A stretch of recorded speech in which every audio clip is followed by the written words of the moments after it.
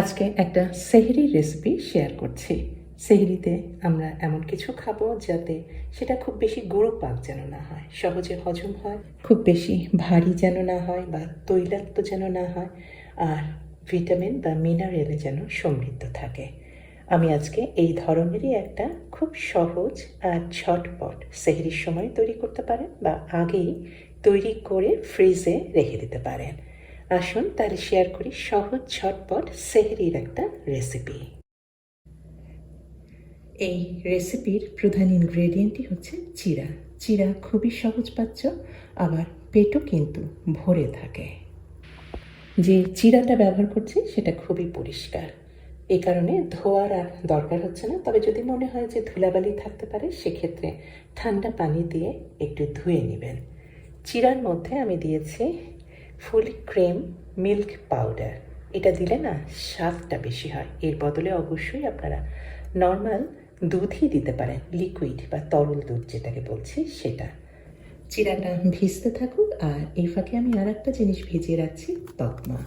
তকমাটা যে কোনো দোকানে, আপনারা সুপার মার্কেটে বা বাসার আশেপাশে যে কোনো দোকানেই পেয়ে যাবেন। এই তকমা কিন্তু পানিকে ধরে রাখে। এই কারণে তকমা ব্যবহার করার ফলে আপনার কিন্তু খুব বেশি পানি পিপাসা লাগবে না, বা আপনি পুরো রোজার মাস জুড়ে যে 7-8 ঘন্টা রোজা রাখছেন তার জন্য কিন্তু ডিহাইড্রেশন অথবা পানি শূন্যতায় ভুগবেন না। আর পুষ্টিগুণের দিকে আমি একটাই ফল ব্যবহার করছি, এটা কলা। আমি হাফ কলা নিয়েছি, পাতলা পাতলা করে কাটছি। আর একেবারে এনার্জির বোমা, অ্যাটম বোমা, এটা হচ্ছে খোরমা। খোরমাটা আমি কিছু কুচি কুচি করে কেটে রাখলাম, আর দুটার মতো খোরমা আমি বিচি ছাড়িয়ে রেখেছি। এটা আমি অন্য একটা কাজে ব্যবহার করছি। এই যে সেটা হচ্ছে দই।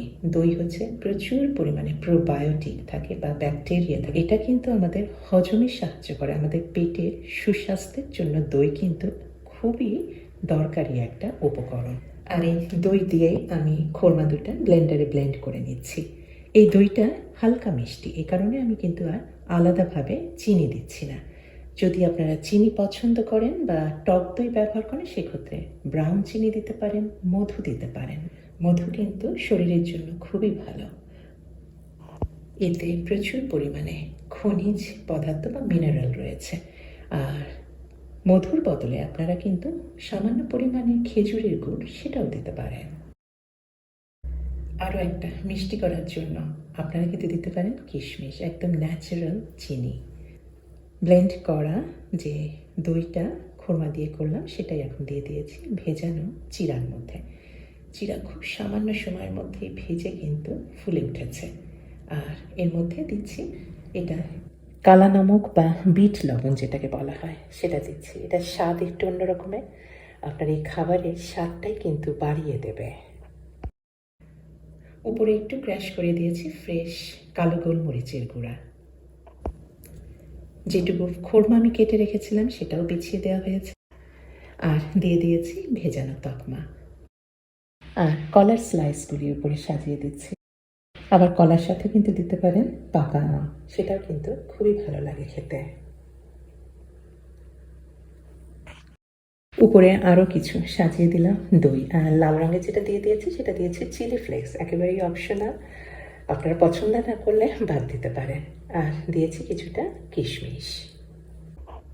আর উপরে ছড়িয়ে দিলাম কিছুটা অ্যালমন্ড স্লাইস অথবা কাঠবাদামের স্লাইস। অ্যালমন্ডও কিন্তু শরীরের জন্য খুবই উপকারী একটা বাদাম। এটাকে পুষ্টিগুণের জন্য বলা হয় কিং অফ দ্য নাট। আমার কাছে আরও একটা ফল আছে, কমলা।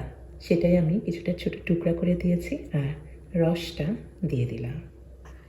ঝটপট মাত্র 5 থেকে 6 মিনিটের মধ্যেই তৈরি হয়ে গেল খুব মজাদার একটা ঠান্ডা ঠান্ডা সেহরির রেসিপি। এই ঠান্ডা ঠান্ডা হালকা মিষ্টি রেসিপিটা আপনারা রাতেই তৈরি করে নর্মাল ফ্রিজে রেখে দিতে পারেন। সেহরির সময় জাস্ট বার করে খেয়ে নিলেন। আর এটা শুধু সেহরিতে না, ধরেন ইফতারে ভাজাভুজি খুব একটা করা হয়নি, একটাই ডিশ করছেন, এটাই করে ফেলতে পারেন। দই আর সামান্য কিছুটা এই ধরনের ফল আর এই চিরা দিয়ে খুবই হেলদি, সহজ আর স্বাস্থ্যসম্মত এই রেসিপিটা ভালো লাগলে অনুরোধ করব অবশ্যই আমার চ্যানেলকে সাবস্ক্রাইব করে আমার চ্যানেলের সাথেই থেকে যাবেন। সবাইকে অনেক ধন্যবাদ। আল্লাহ হাফেজ।